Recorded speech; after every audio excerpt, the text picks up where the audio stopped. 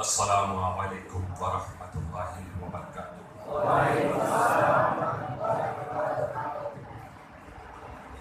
نحمده ونصلي على رسوله الكريم وبعد، فأعوذ بالله من الشيطان الرجيم، بسم الله الرحمن الرحيم، ذلكم خير لكم إن كنتم تعلمون۔ صدق اللہ العظیم۔ ان اللہ وملائکتہ یصلون علی النبی یا ایھا الذین آمنوا صلوا علیہ وسلموا تسلیما۔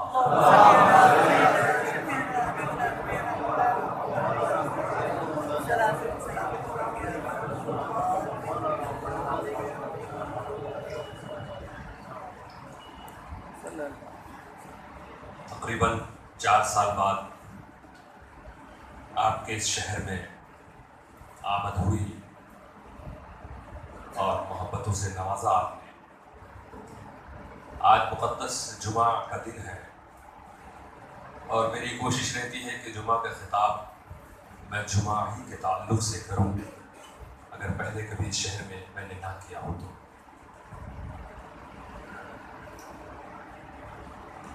دل کی دنیا کو اندھیرے سے بچائے رکھیے، دل کی دنیا کو اندھیرے سے بچائے رکھیے، یاد احمد کی شمع دل میں جلائے رکھیے۔ لذت دنیا تو فانی ہے یہ مٹ جائے گی، لذت دنیا تو فانی ہے یہ مٹ جائے گی، کام جو حشر میں آئے وہ کمائے رکھیے،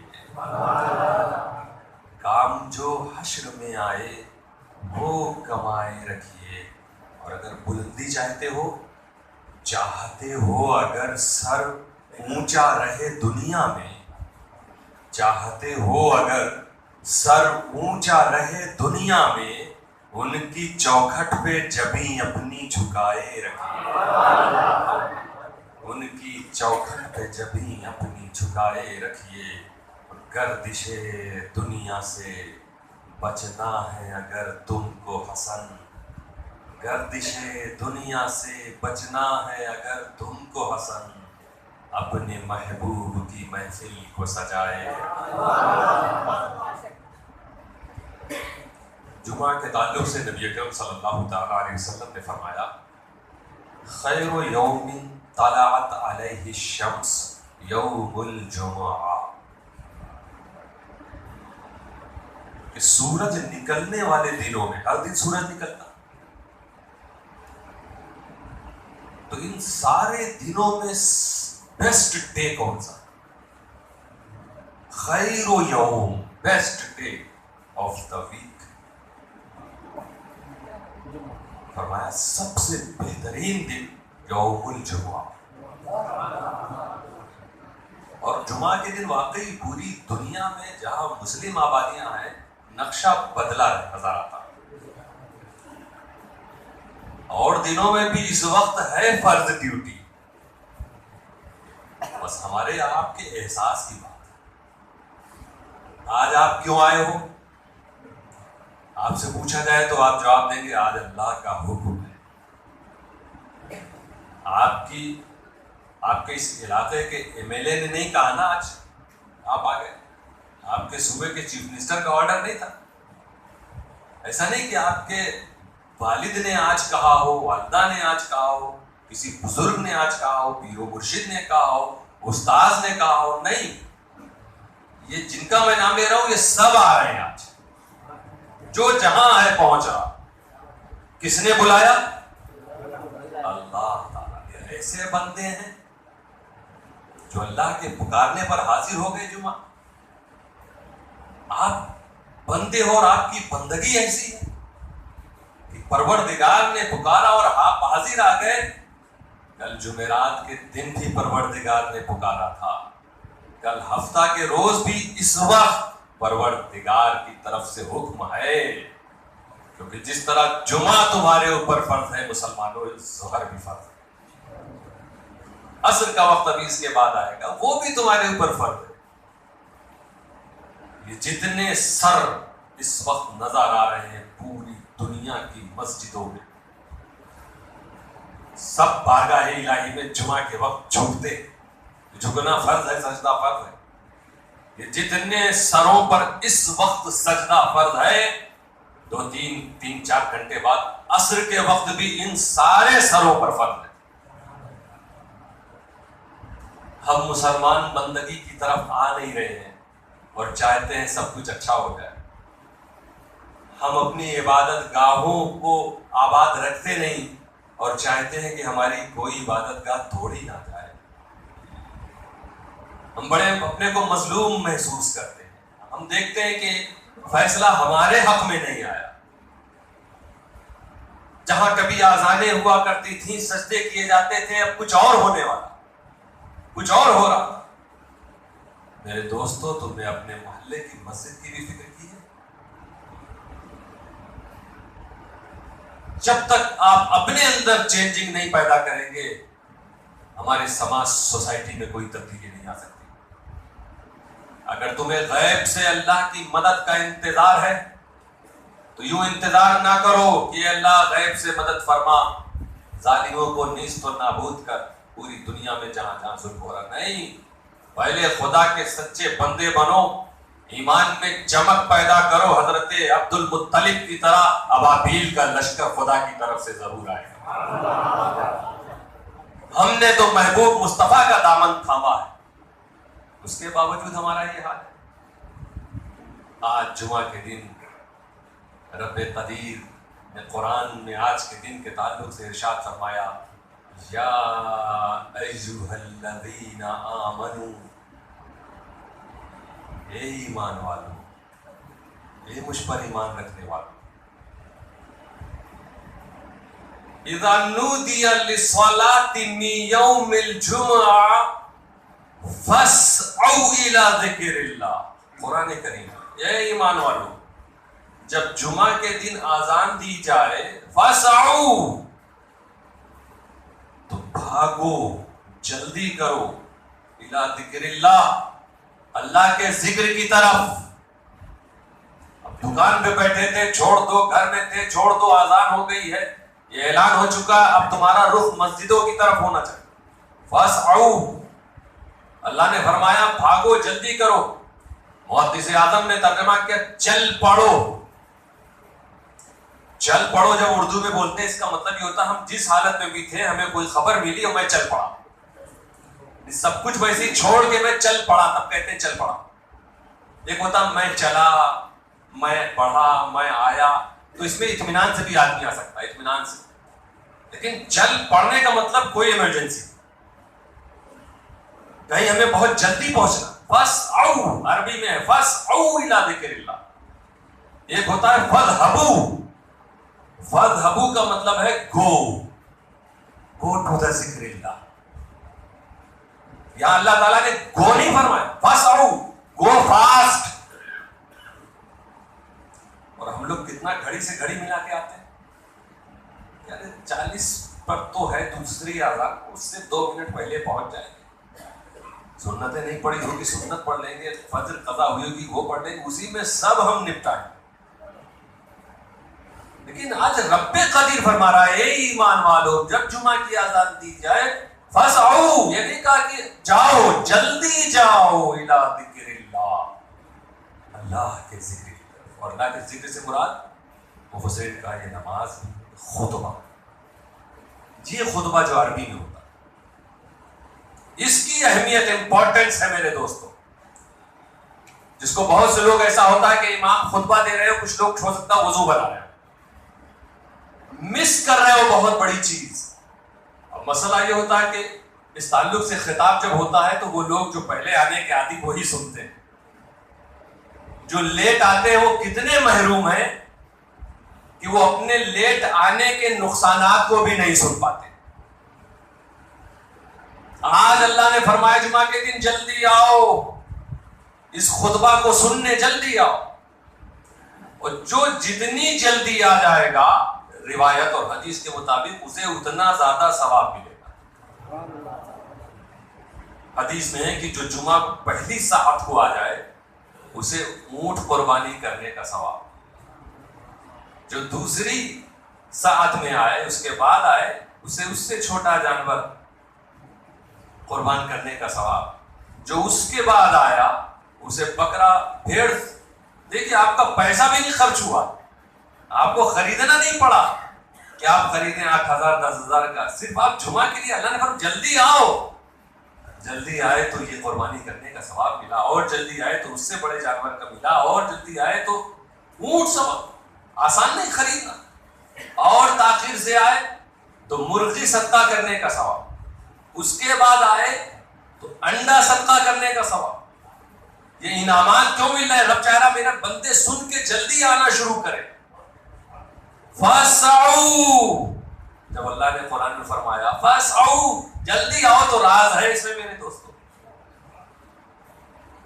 جمعہ کے دن روایت میں ہے کہ فرشتے مسجد کے دروازے پہ کھڑے ہوتے ہیں اور ہر آنے والے کا نام لکھتے ہیں۔ ابھی آپ لوگ آئے نا، آپ کا نام، آپ کی اٹینڈنس ہو چکی ہے، نام رجسٹر میں درج ہو گیا، اور آج جمعہ کے بعد نماز کے بعد یہ فرشتے ہمارے اور آپ کے ناموں کو لے کے بارگاہ الہی میں پیش کریں گے، کیونکہ رب قدیر نے کہا تھا جلدی آؤ۔ اگر کوئی حاکم تمہیں کسی چیز کے لیے جلدی بلا رہا ہے تو تم سمجھ جاؤ گے کچھ عطا کرنے والا، اور احکم الحاکمین ساری کائنات کا بادشاہ اگر بلا رہا ہے تو کیا دینے والا ہوگا، اندازہ بھی نہیں لگا سکتے میرے دوستوں۔ پر جلدی آنا تھا، فرشتوں کو بھی بھیج دیا اس نے کہ ان کا نام لکھ لینا۔ اب حدیث میں موجود ہے، ہمیں نظر تو نہیں آئے، لیکن انہوں نے وہ ہم کو دیکھ بھی لیا، ہم کب پہنچے، انٹری ہوئی، ہمارا نام بھی لکھ لیا۔ کوئی آپ کو گیٹ پہ ملا تھا جس نے پوچھا واٹس یور نیم؟ نہیں نا، کسی نے پوچھا ماں اسمک الکریم، اگر عرب میں ہے اسمک الکریم، آپ کا نام کیا ہے؟ اتر پردیش میں ہے تو آپ کا شبھ نام کیا ہے؟ کسی نے نہیں پوچھا نا اردو میں آپ کا، تو فرشتوں نے پوچھا بھی نہیں اور نام لکھ لیا۔ اس کا مطلب فرشتوں کو علم ہے، تو افسوس اور تعجب ان لوگوں پر ہوتا ہے جو فرشتوں کے غیب کے علم کو مانتے ہیں اور فرشتوں کے رسول کے غیب کے علم کا انکار کرتے ہیں۔ تو اہل سنت والجماعت کا ہر جمعہ کو عقیدہ بھی ثابت ہوتا، بغیر بتائے انہیں علم ہے۔ کیسے علم ہے؟ آپ نے نہیں بتایا، پروردگار نے بتایا۔ میرے دوستو اسی طرح جب ہم اہل سنت والجماعت کے لوگ یہ کہتے ہیں کہ رسول کو ہر چیز کا علم ہے، تو انکار کیوں کرتے ہو؟ یہ کیوں کہتے ہو کہ ارے خدا کی طرح سمجھ گیا؟ ہم یہ کہاں کہتے ہیں کہ رسول کو خود بخود یہ علم ذاتی نہیں، علم عطائی ہے، اللہ نے عطا فرمایا، اس لیے یہ۔ تو دوستو جلدی آنے والوں کا یہ فائدہ ہوا کہ ان کا نام، اور حدیث میں کب تک نام لکھا جاتا ہے؟ جب تک امام خطبے کی جگہ پر ممبر پر نہیں آتا۔ جیسے ہی امام ممبر پہ آئے، اذان شروع ہوئی، رجسٹر بند۔ اب اس کے بعد جو وضو کر کے آ رہے ہیں نا، یہ ایبسنٹ ہے بارگاہ الہی میں۔ سوچو یہ لوگوں کو علم نہیں، اسی لیے کہتے ہیں رسول نے فرمایا علم دین حاصل کرو، کہیں ایسا نہ ہو تمہاری محنتیں رائے گاہ چلی جائیں علم نہ ہونے کی وجہ سے۔ اب اس کے بعد جو ہے اس کا نام نہیں لکھا جائے گا، اسی لیے رب فرما رہا فاسعوا جلدی آؤ، فاسعوا الی ذکر اللہ، جلدی آؤ میرے دوستو۔ آؤ دیکھو ایک اور ایک حدیث کی روشنی میں جلدی آنے کا کیا فائدہ ہے۔ تمہیں بلایا جا رہا ہے خطبہ سنو۔ روزانہ اس وقت ظہر کا وقت رہتا ہے، وہ ظہر کا وقت کہلاتا ہے۔ کتنی فرض نماز ہے؟ چار فرض ہے نا، 4 سنت 4 فرض، پھر 2 سنتیں موقعہ، پھر 2 نفل، لیکن فرض 4۔ آج اللہ فرما رہا جلدی آؤ۔ 5 وقت کی نماز فرض ہے، اور جمعہ کی اس سے بڑا فرض ہے۔ ظہر بھی فرض، اور ظہری کے وقت یہ جمعہ آئی ہے اس سے بھی بلند درجہ۔ ظہر فرض، اس میں 4 ہی رکعت، تو جمعہ میں 8 ہو جانا چاہیے تھا، نہیں وہاں 2 ہے۔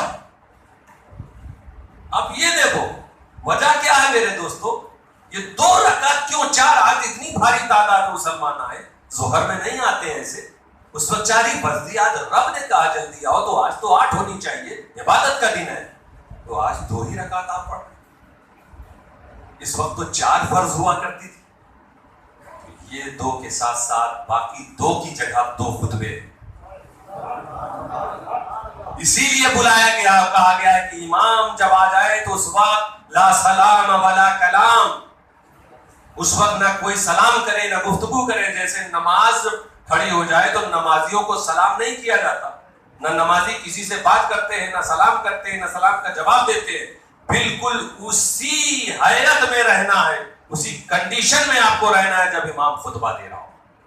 بالکل خاموش، جسے جہاں جگہ ملی ہوئی ہے وہیں بیٹھا رہے. اب چلنا پھرنا یہ سب ایک طرح سے منع ہے میرے دوستو. اسی لیے کہا گیا جلدی آ جاؤ. گفتگو منع. اس وقت کچھ لوگ نمازیں پڑھنا شروع کر دیتے ہیں، سنتیں پڑھتے ہیں، یہ سب سے روکا گیا. اس وقت خطبہ پڑھنا ہے، خطبہ.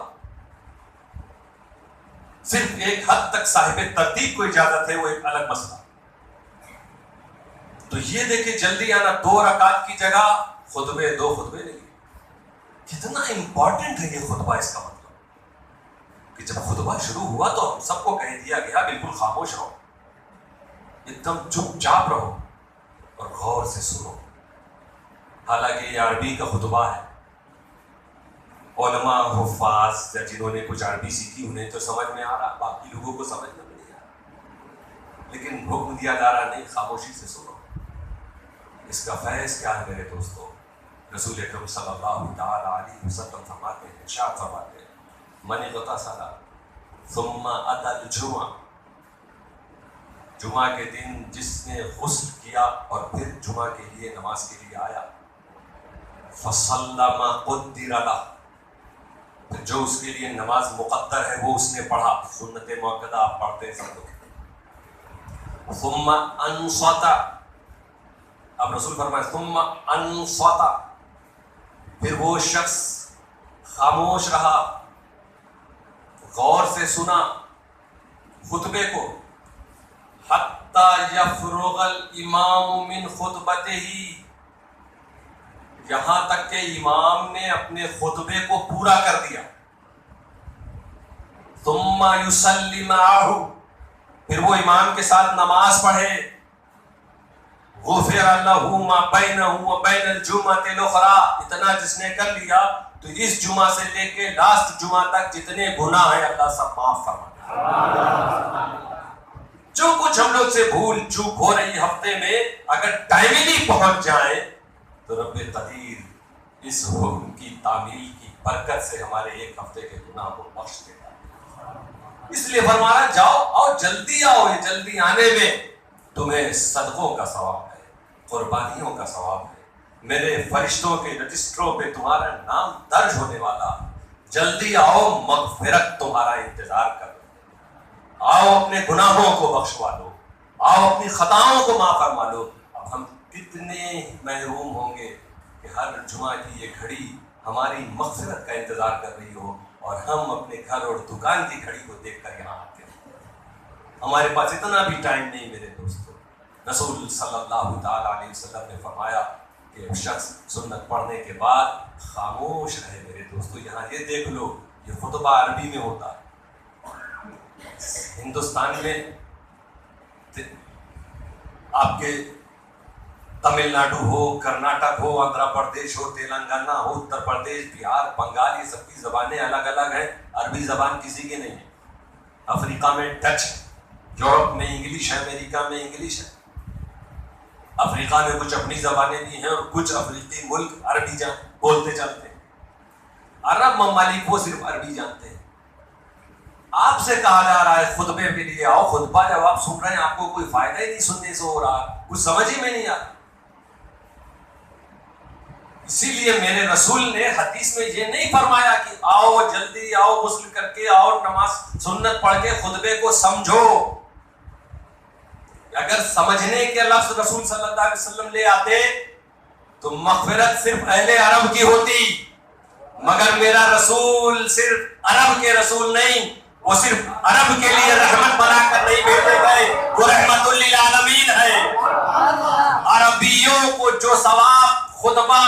سمجھنے سے ہو رہا ہے، ہندوستان کا رہنے والا صرف خطبہ سن کر اسی ثواب کو پاتا۔ یہ میرے رسول کی شان رحمت للعالمین ہے۔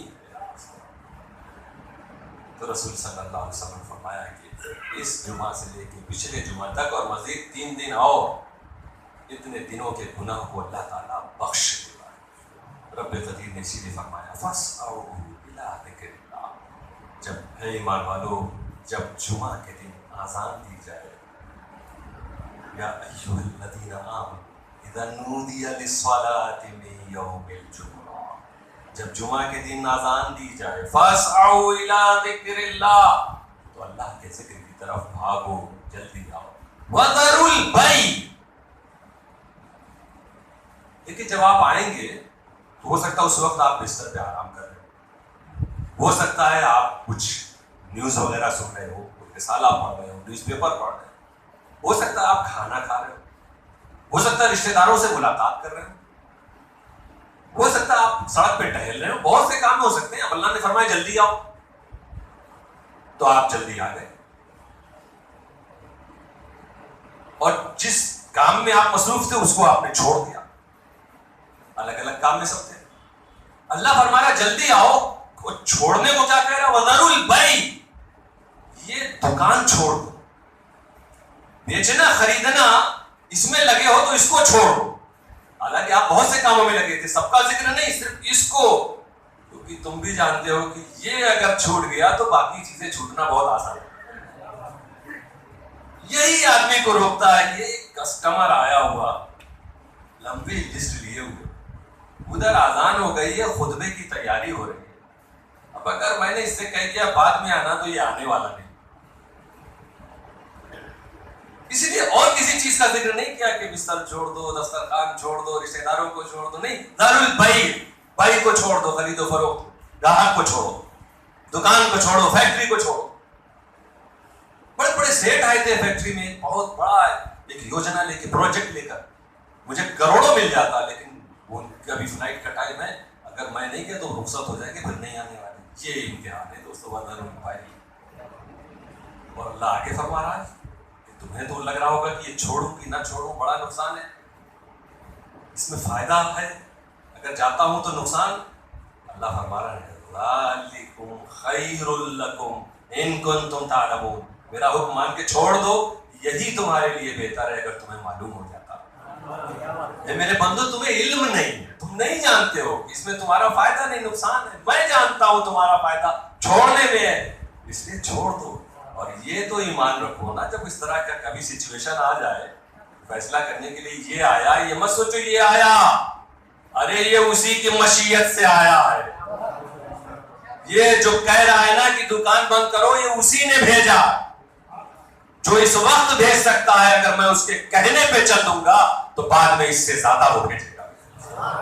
ہم مسلمانوں کا ایمان و عقیدہ یہ ہونا چاہیے، اسی لیے رب فرماتا ذَلِكُمْ خَيْرٌ لَكُمْ إِن كُنتُمْ تَعْلَمُونَ، چھوڑ دو تجارت کو، یہ تجارت کا چھوڑنا تمہارے لیے بہت بہتر ہے اگر تمہیں معلوم ہوتا ہے دوستو۔ تو آج رب قدیر ہم سب کو جلدی بلا رہا ہے، یہ عبادت کا ماحول ہر طرف نظر آ رہا ہے، آج ساری مسجدیں بھری نظر آ رہی ہیں، رب قدیر کے ایک حکم کی وجہ سے ہم سب یہاں آئے ہیں، مگر ہم مسلمانوں کو جاننا چاہیے کہ رب نے بلایا ہے تو یہ کہہ کر ہمیں بلایا ہے کہ اے میرے بندو آج جلدی آ جاؤ، آج جلدی آؤ، آج تمہیں بہت کچھ ملنے والا ہے، بہت کچھ عطا ہونے والا ہے، دکانوں کو چھوڑ دو، یہی تمہاری آزمائش، یہی تمہارا امتحان ہے دوستو۔ اسی لیے قرآن کریم میں ہے یوم لا ينفع مال ولا الا من اتى الله بقلب سلیم، وہ دن کا سامنا تمہیں کرنا ہے میرے دوستو، جس دن یہ تجارت کا مال کام نہیں آئے گا، ولا بنون، تمہاری اولادیں بھی کام نہیں آئے، جن کے لیے تم صبح و شام لگے رہتے ہو، جن کے فیوچر کو بنانے کے لیے، جن کو اسٹیبلش کرنے کے لیے ہر وقت تمہاری فکر یہی ہے کہ میرے بیٹے کو آگے تکلیف نہ ہو، میں اس کے لیے دکان کر دوں، فیکٹری کر دوں، گاڑی کر دوں، گھر کر دوں، لا بنو، یہ لڑکے بھی کام نہیں آئیں گے، کیا کام آئے گا؟ الا من اتى الله بقلب سلیم، جو سدھرا دل لے کر آیا ہوگا وہی کامیاب ہوگا۔ जिस दिल में रब्बे कदीर की मोहब्बत होगी वो सुथरा दिल है। हमें ईमान है अपने अल्लाह पर, रसूल पर।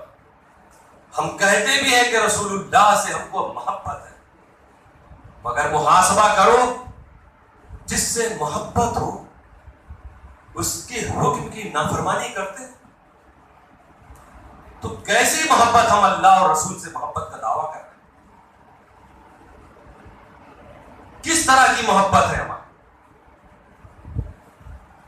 मामला तो ये है कि उस्ताद, बाप, पीरो, मुर्शिद अगर दुनियावी उमूर में किसी चीज का हुक्म दे तो लोगों का ये हाल है कि पीर का हुक्म है उसे मानना ही मानना, और दीनी मामलात में पूरी जिंदगी पीर कहे नमाज पढ़ो, सदका दो, लोगों से मोहब्बत करो, झगड़ा बंद करो, तब याद नहीं आता कि ये पीर का हुक्म है।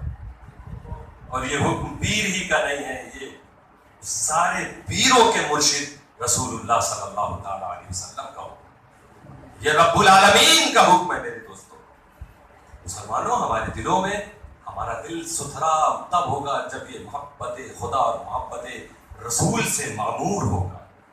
मोहब्बत की सबसे बड़ी अलामत फर्मा बरदारी और इताअत। अल्लाह और रसूल का हुक्म हर हाल में मानना है और हर हुक्म को टाल देना है खुदा और रसूल के हुक्म से जो हुक्म टकराए।